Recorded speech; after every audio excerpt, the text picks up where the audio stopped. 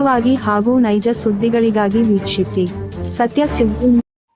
ನಮಸ್ಕಾರ ವೀಕ್ಷಕರೇ, ಸತ್ಯ ಸುದ್ದಿಯಲ್ಲಿ ನಿಮಗೆ ಸ್ವಾಗತ. ತಮಿಳುನಾಡಿನ ತುಟುಕೋಡಿ ಜಿಲ್ಲೆಯ ಸತ್ಕುಳಂ ಪೊಲೀಸ್ ಠಾಣೆಯಲ್ಲಿ ಕೋವಿಡ್-19 ಲಾಕ್ಡೌನ್ ಸಮಯದಲ್ಲಿ ಸಂಭವಿಸಿದ ವ್ಯಾಪಾರಿ ಪಿ ಜಯರಾಜ್ ಮತ್ತು ಅವರ ಮಗ ಬಿ ಬೆನಿಕ್ಸ್ ಅವರ ಕಸ್ಟಡಿ ಸಾವು ಪ್ರಕರಣ ಅಪರಾಧಿಗಳಾದ ಎಲ್ಲ 9 ಪೊಲೀಸ್ ಅಧಿಕಾರಿಗಳಿಗೆ ಮರಣದಂಡನೆ ವಿಧಿಸಿ ಮದುರೈನ ಪ್ರಥಮ ಹೆಚ್ಚುವರಿ ಜಿಲ್ಲಾ ಮತ್ತು ಸೆಕ್ಷನ್ ನ್ಯಾಯಾಲಯ ಸೋಮವಾರ ಏಪ್ರಿಲ್ 6ರಂದು ಐತಿಹಾಸಿಕ ತೀರ್ಪನ್ನು ನೀಡಿದೆ. ಹೌದು ವೀಕ್ಷಕರೇ, ಇದು ನಿಜ. ಈ ಕೋವಿಡ್-19 ಎಂಬ ಸಮಯದಲ್ಲಿ, ಲಾಕ್ಡೌನಿನ ಸಮಯದಲ್ಲಿ ಕೆಲವೊಂದು ರಾಜ್ಯಗಳು ಕೆಲವೊಂದು ನಿಯಮಗಳನ್ನು ಜಾರಿ ಮಾಡಲಾಗಿತ್ತು.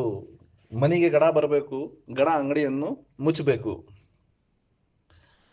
ಗಡ ಅಂಗಡಿ ಮುಚ್ಚದ ಕಾರಣ ತಂದೆ ಮಗನನ್ನು ಪೊಲೀಸ್ ಕಸ್ಟಡಿಗೆ 3rd ಡಿಗ್ರಿ ಟ್ರೀಟ್ಮೆಂಟ್ ಅನ್ನು ಕೊಟ್ಟು ಅಮಾಯಕರ ಮೇಲೆ ಹಲ್ಲೆ ನಡೆಸಿ ಹತ್ಯೆಗೆ ಈಡಾಗಿದ್ದ ಈ ಇಬ್ರು ತಂದೆ ಮಗನನ್ನು ಖಂಡಿಸಿ ಸ್ಥಳೀಯ ಜನರು ಹೆಚ್ಚುವರಿ ಅಧಿಕಾರಿಗಳ ಮುಂದೆ ಧರಣಿಯನ್ನು ನಡೆಸಿದರು ಮತ್ತು ದೇಶದಲ್ಲಿ ಪ್ರತಿಭಟನೆಯನ್ನು ಮಾಡಲಾಯಿತು. ನಿಕ್ಷಪಾತ ತನಿಖೆಯನ್ನು ಖಚಿತಗೊಳಿಸಲು ಪೊಲೀಸ್ ಮಹಾನಿರ್ದೇಶಕರಾದ ಡಿಜಿಪಿ ವಿನಂತಿಯ ಮೇರೆಗೆ ತಮಿಳುನಾಡು ರಾಜ್ಯ ಸರ್ಕಾರವು ಈ ತನಿಖೆಯನ್ನು ಕೇಂದ್ರೀಯ ತನಿಖಾ ದಳ ಸಿಬಿಐಗೆ ಒದಗಿಸಲಾಗಿತ್ತು.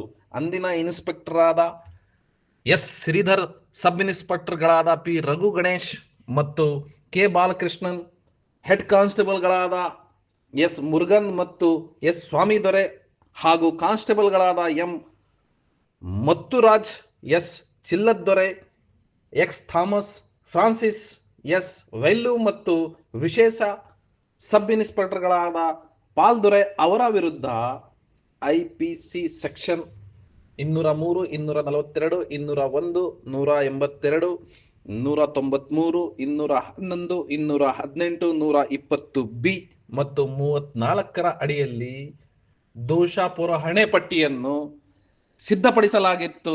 ಅದೇ ವಿಚಾರ ಬಾಕಿ ಇರುವಾಗಲೇ ಪಾಲ್ ದೊರೆ ಅವರು ಕೋವಿಡ್-19 ನಿಧನವನ್ನು ಹೊಂದಿದ್ದರು.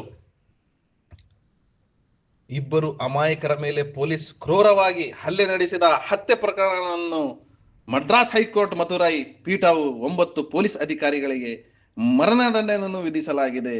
ವರದಿ ಸೈಯದ್ ಇರ್ಫಾನ್, ಸತ್ಯ ಸುದ್ದಿ ನ್ಯೂಸ್ ಕನ್ನಡ.